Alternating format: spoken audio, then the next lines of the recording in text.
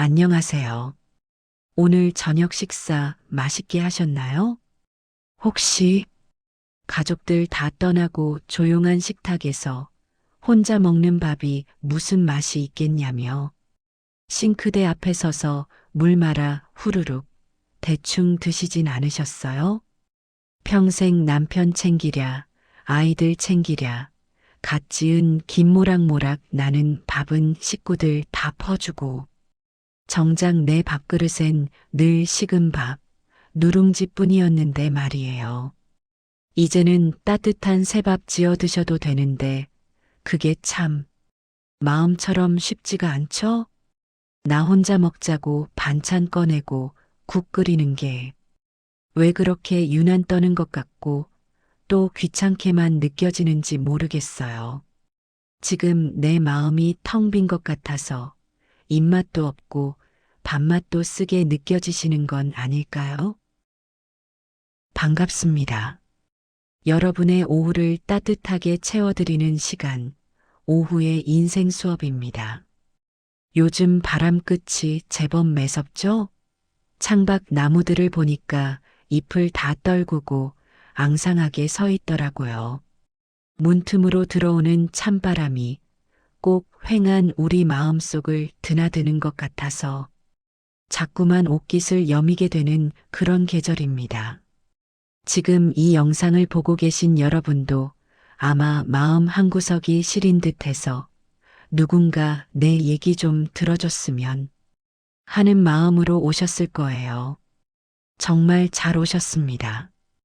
오늘만큼은 제가 딸처럼 동생처럼 여러분 곁에 바짝 앉아서 차가운 손 꼭 잡아드릴게요. 자식들 다 떠나보내고 나니 집안 공기가 참 많이 달라졌죠? 현관문 딱 열었을 때 어떠세요? 예전엔 아이들 운동화에 흙 묻은 축구와 남편 구두까지 신발장이 꽉 차서 발 디딜 틈도 없었잖아요. 신발 좀 정리하라고 잔소리하는 게 일상이었는데 말이죠.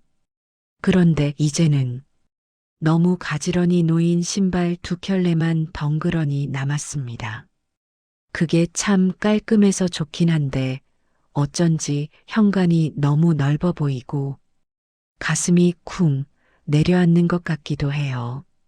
집은 또 왜 이렇게 절간처럼 조용한지 시계 초침 소리만 째깍째깍 크게 들리고요.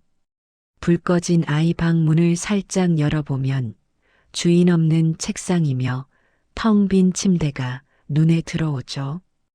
이불은 반듯하게 개켜져 있는데 그게 오히려 더 마음을 짠하게 만들어요. 주변에서는 그래요. 다들 겪는 일이다. 편하고 좋지 뭐 그러냐 하는데 그건 겪어보지 않은 사람들 얘기고요. 이게 단순히 아이가 독립해 나간 게 아니잖아요. 내 몸의 일부 같았던, 아니 내 전부였던 엄마라는 자리가 쑥 빠져나간 것 같은, 꼭 살점이 떨어져 나간 것 같은 아픔이라는 거 저는 알아요. 텅 빈 둥지에 남은 어미 새 마음이 딱 이렇지 않을까요? 더 이상 품어줄 새끼가 없다는 그 허전함. 그거 죄책감 느끼실 필요 없어요. 여러분이 지난 세월 정말 뜨겁게 사랑했기 때문에 찾아온 너무나 당연한 마음살이랍니다.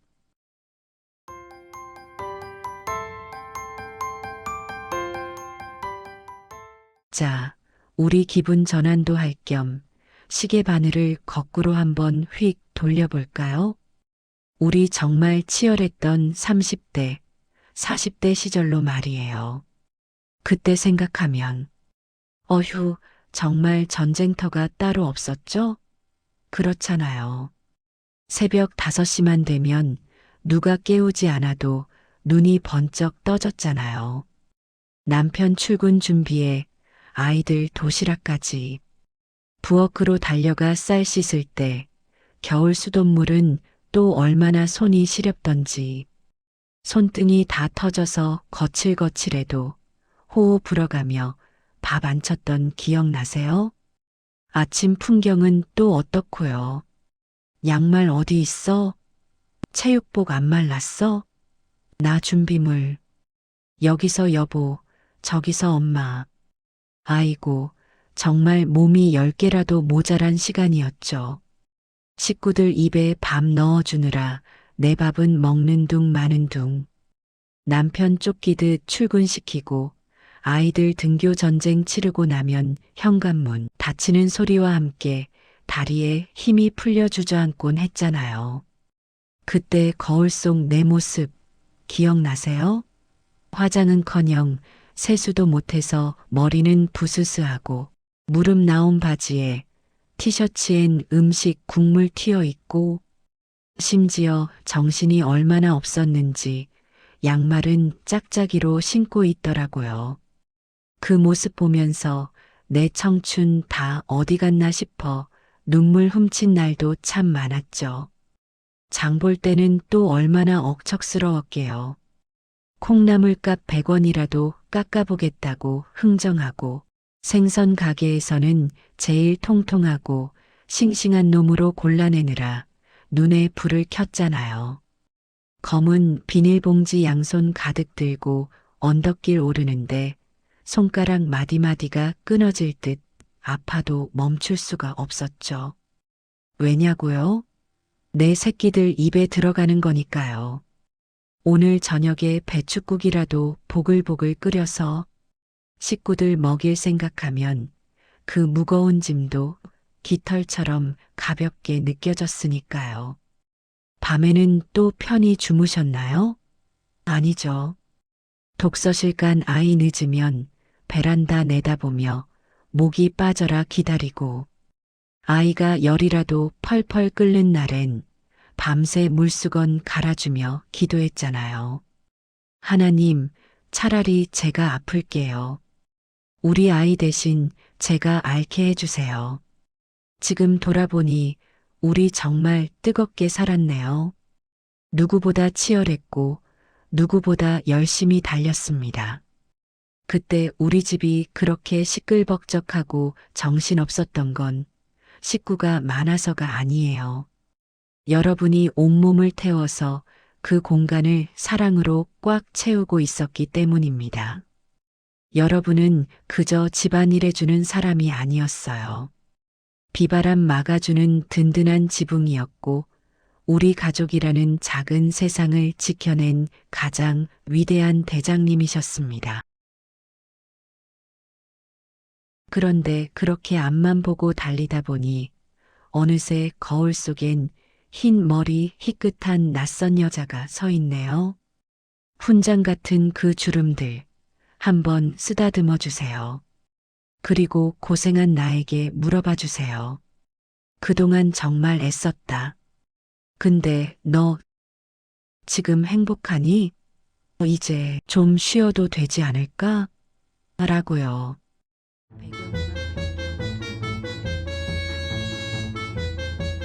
자, 그런데 말이에요. 아이들 훌쩍 떠나고 나니 집에 누구만 남았나요? 네, 맞아요. 우리 영감님만 덩그러니 남았죠. 솔직히 아이들 있을 땐 정신없어서 몰랐는데 단둘이 남으니까 어떠세요? 조금 어색하지 않으세요? 밥상은 차려줬는데 할 말은 없고 텔레비전 소리만 웅웅거리고 게다가 은퇴하고 집에 계신 남편분들은 하루 세끼 어찌나 꼬박꼬박 챙겨 드시는지 돌아서면 밥, 돌아서면 밥. 삼식이라는 말이 괜히 나온 게 아니라니까요. 어떤 분은 그러시더라고요. 자식들 빈자리는 외로움으로 채워지는데 남편 빈자리는 자유로 채워지더라. 농담처럼 하신 말씀이지만 그 속에 뼈가 있죠?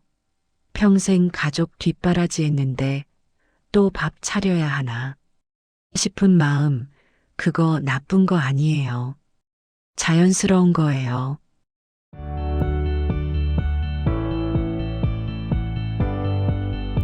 그런데 여러분, 우리 한번 자연을 들여다볼까요? 세상의 모든 어미 새들은요. 알을 깨고 나온 새끼가 둥지를 떠나지 않으려고 하면 오히려 둥지를 흔들어서 억지로라도 날려보낸다고 해요. 왜 그럴까요? 미워서일까요? 아니요. 저 험한 세상에서 혼자 힘으로 날갯짓하며 살아가려면 내 품이 아무리 따뜻해도 떠나보내야 한다는 걸 본능적으로 아는 거죠. 만약 지금 여러분의 자녀가 40이 넘도록 독립도 못하고 제 밥벌이도 못한 채 안방 문지방 닳도록 드나들고 있다면 사실 그게 더 가슴 칠 일 아니겠어요? 그러니 아이들이 뒤도 안 돌아보고 훌쩍 떠났다는 건 서운해할 일이 아니라 박수 칠 일이에요. 여러분이 아이들에게 튼튼한 날개를 아주 잘 달아주셨다는 증거니까요. 엄마, 나갈게. 하고 씩씩하게 나간 그 뒷모습이 바로 여러분이 평생 농사지어 거둔 가장 훌륭한 수확인 셈입니다. 문득 우리 엄마 생각이 납니다. 지금은 할머니가 되신 우리 엄마요. 내가 시집가던 날 우리 엄마 뒷모습 기억나세요? 짐 챙겨서 나오는 딸내미 보면서 눈물 훔치시던 그 구분 등 말이에요. 그때는 몰랐죠. 그저 좋은 사람 만나서 내 살림 꾸린다는 생각에 들뜨기만 했지. 딸 보낸 엄마 마음이 이렇게 휑한 건 줄은 꿈에도 몰랐습니다. 지금 내가 이 나이 되어 보니 이제야 엄마 마음을 알겠습니다. 아, 우리 엄마가 그때 이런 마음이었구나. 밥은 잘 챙겨 먹는지, 시집살이는 안 하는지, 밤마다 내 걱정에 잠 못 이루셨겠구나. 우리가 겪는 이 외로움, 어쩌면 우리 엄마도 묵묵히 견뎌내셨던 시간일 겁니다. 그 사랑을 받고 자라서 우리가 또 자식을 키워냈고, 이제 우리 자식들이 또 다른 둥지를 틀러 나간 거고요. 그렇게 생각하니 이 텅 빈 집이 마냥 쓸쓸하지만은 않게 느껴지지 않나요? 생명의 강물이 아주 순조롭게 잘 흘러가고 있다는 뜻이니까요. 그래서 저는 여러분께 꼭 이 말씀을 드리고 싶어요.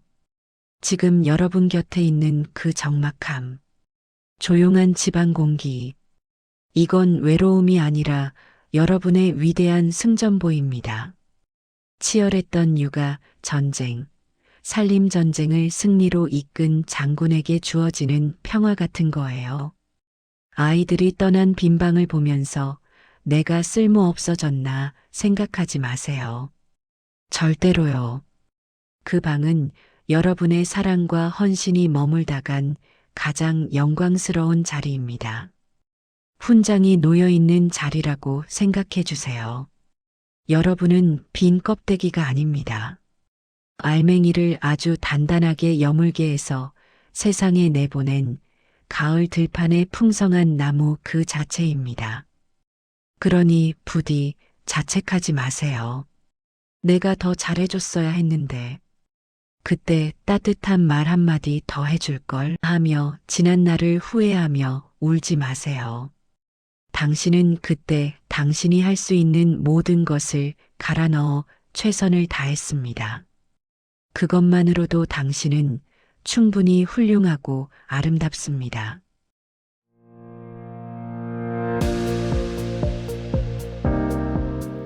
자, 여러분. 이제 관점을 조금만, 아주 조금만 비틀어 볼까요? 이 넓고 조용한 집, 그리고 남아도는 이 넉넉한 시간. 이거 다 누구 겁니까? 네, 맞아요. 바로 여러분 거예요. 이제는 남편 눈치, 자식 눈치 볼 필요 없잖아요. 60년 넘게 남들 챙기느라 고생한 나를 좀 대접해 주자고요. 어떻게 하냐고요? 아주 사소한 것부터 시작해 보세요. 아침에 눈 딱 떴을 때, 아이고, 밥 해야지 하면서 벌떡 일어나지 마세요. 이불 속에서 뒹굴뒹굴 게으름도 좀 피워보시고요. 아, 이 포근한 이불, 참 좋다 하면서 늘어지게 기지개도 켜보세요. 누가 뭐라 할 사람 아무도 없잖아요. 식탁 풍경도 확 바꿔볼까요? 매일 식구들 좋아하는 김치찌개, 된장찌개, 고기 반찬만 하셨죠? 오늘은요, 내가 좋아하는 걸로 차려보세요.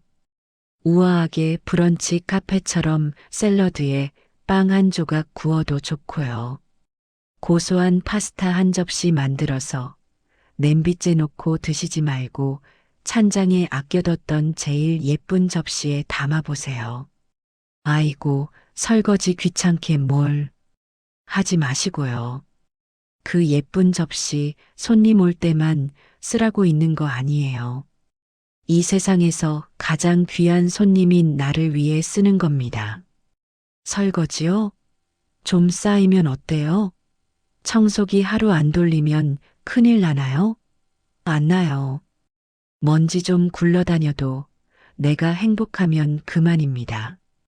좋아하는 트로트 가수 노래 크게 틀어놓고 거실에서 춤을 춰도 좋고요.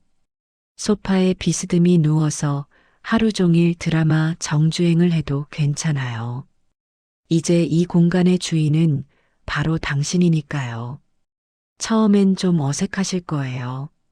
평생을 나보다 남을 위해 사느라 나를 챙기는 법을 다 잊어버리셨을 테니까요. 하지만 괜찮아요. 아기들이 걸음마 배우듯이 오늘부터 하나씩 해보면 돼요. 그래서 제가 오늘 여러분께 숙제 하나 내드릴게요. 아주 쉽지만 아주 중요한 숙제랍니다.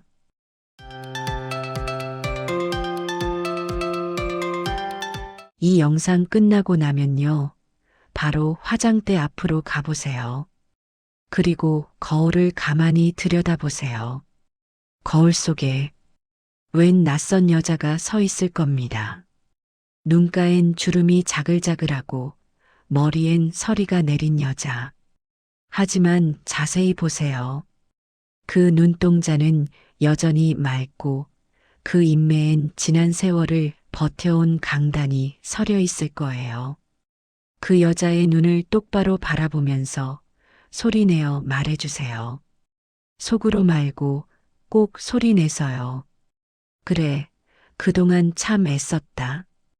가족들 챙기느라, 둥지 지키느라 정말 고생 많았다. 누가 뭐래도 나는 내가 참 좋다. 이제는 너를 위해 살아도 돼. 너는 충분히 그럴 자격이 있어. 어떠세요? 처음엔 쑥스러워서 입이 잘 안 떨어지겠지만 하다 보면 나도 모르게 눈물이 핑 돌 수도 있어요.